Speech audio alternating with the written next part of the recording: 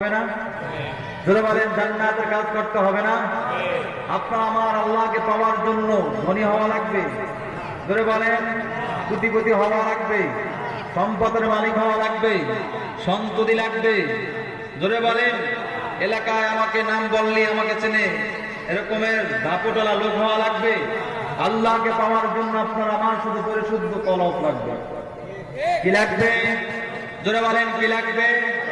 আল্লাহ ইব্রাহিম খলিল আলাইহিস সালামের গায়ে যখন নমরুদ আগুন লাগাই দিয়েছিলেন, ঘটনা আপনি আমি জানি, ইতিহাসের পাতায় লেখা। নমরুদ যখন আগুন লাগাই দিয়েছিল, আগুনের তাপ এত পরিমাণ বেশি ছিল, আগুনের উপর থেকে কোনো পশু পাখি মরে গেলে পাখির ডানাগুলো পড়ে গেছে। এত পরিমাণ আগুনের কি ছিলেন? তাপ ছিলেন।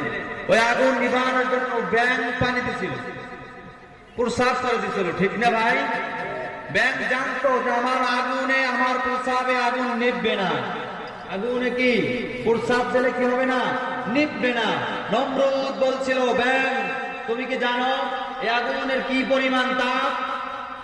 ব্যাঙ জবাবে বলছিলেন, হ্যাঁ আমি জানি আগুনের অনেক তাপ, আর এটাও আমি জানি যে আমার প্রসাবে আগুন নিববে না। আগুন কি করবে না? নিববে না।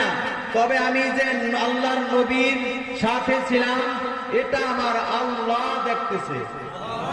আর জোরে বলেন না সুবহানাল্লাহ।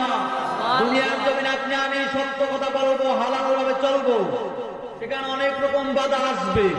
আসবে না ভাই? সত্য কথা বলবেন, মুখ থেকে সত্য কথাগুলো সত্য শালীন ভাষায় বলবেন, সেখানে আপনার আমার বাধা আসবেই আসবে। যদি সত্য কথা বলতে পারেন, দুনিয়ার কেহর দরকার নাই। আপনার আমার সত্য কথা কে দেখতেছেন?